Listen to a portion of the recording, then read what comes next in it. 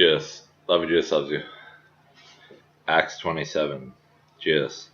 When it was decided that we should sail for Italy, they delivered Paul and some other prisoners to a centurion of the Augustan cohort named Julius. And embarking in a ship of Adramyttium, which was about to sail to the ports along the coast of Asia, we put out to sea, accompanied by Aristarchus of Macedonia, a Macedonian from Thessalonica. The next day we put in at Sidon, and Julius treated Paul kindly and gave him leave to go to his friends and to be cared for. And putting out to sea from there we sailed under the lee of Cyprus because the winds were against us. And when we had sailed across the open sea along the coast of Cilicia and Pamphylia, we came to Myra in Lycia. There the centurion found a ship of Alexandria sailing for Italy and put us on board. We sailed slowly for a number of days and arrived with difficulty off Cnidus. And as the wind did not allow us to go farther, we sailed under the lee of Crete off Salmone. Coasting along it with difficulty, we came to a place called Fair Havens, near which was the city of Lasea. Since much time had passed and the voyage was now dangerous because even the fast was already over, Paul advised them, saying, Sirs, I perceive that the voyage will be with injury and much loss, not only of the cargo and the ship, but also of our lives. But the centurion paid more attention to the pilot and the owner of the ship than to what Paul said. And because the harbor was not suitable to spend the winter, and the majority decided to put out to sea from there, on the chance that somehow they could reach Phoenix, a harbor of Crete facing both southwest and northwest, and spend the winter there. Now when the south wind blew gently, supposing they had obtained their purpose, they weighed anchor and sailed along Crete, close to the shore. But soon a tempestuous wind, called the nor'easter, struck down from the land, and when the ship was caught and could not face the wind, we gave way to it and were driven along. Rundering under the lee of a small island called Cauda, we managed with difficulty to secure the ship's boat. After hoisting it up, they used supports to undergird the ship. Then, fearing that they would run aground on the Syrtis, they lowered the gear, and thus they were driven along.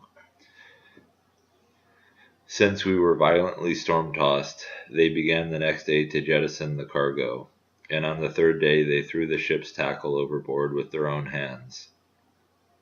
When neither sun nor stars appeared for many days, and no small tempest lay on us, all hope of our being saved was at last abandoned.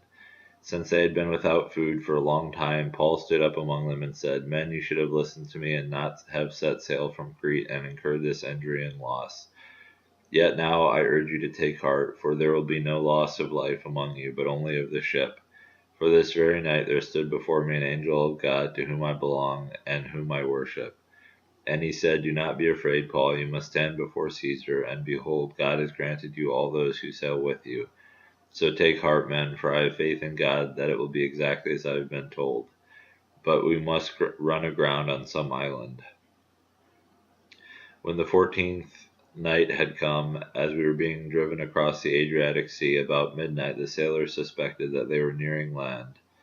So they took a sounding and found 20 fathoms. A little farther on they took a sounding again and found 15 fathoms, and fearing that we might run on the rocks, they let down the anchors from the stern and prayed for day to come. And as the sailors were seeking to escape from the ship, and had lowered the ship's boat into the sea under the pretense of laying out anchors from the bow, Paul said to the centurion and the soldiers, Unless these men stay in the ship, you cannot be saved.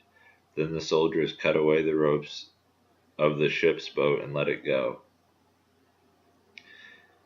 As day was about to dawn, Paul urged them all to take some food, saying, Today is the 14th day that you have continued in suspense and without food, having taken nothing.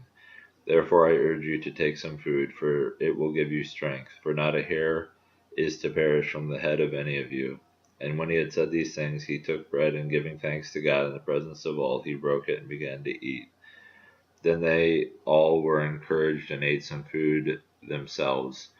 We were in all 276 persons in the ship. And when they had eaten enough, they lightened the ship, throwing out the wheat into the sea. Now when it was day, they did not recognize the land, but they noticed a bay with a beach, on which they planned, if possible, to run the ship ashore. So they cast off the anchors and left them in the sea, at the same time loosening the ropes that tied the rudders. Then hoisting the foresail to the wind, they made for the beach, but striking a reef, they ran the vessel aground. The bow stuck and remained immovable, and the stern was being broken up by the surf. The soldiers planned to kill the prisoners lest any should swim away and escape, but the centurion, wishing to save Paul, kept them from carrying out their plan. He ordered those who could swim to jump overboard first and make for the land, and the rest on planks or on pieces of the ship. And so it was that all were brought safely to land. Jesus.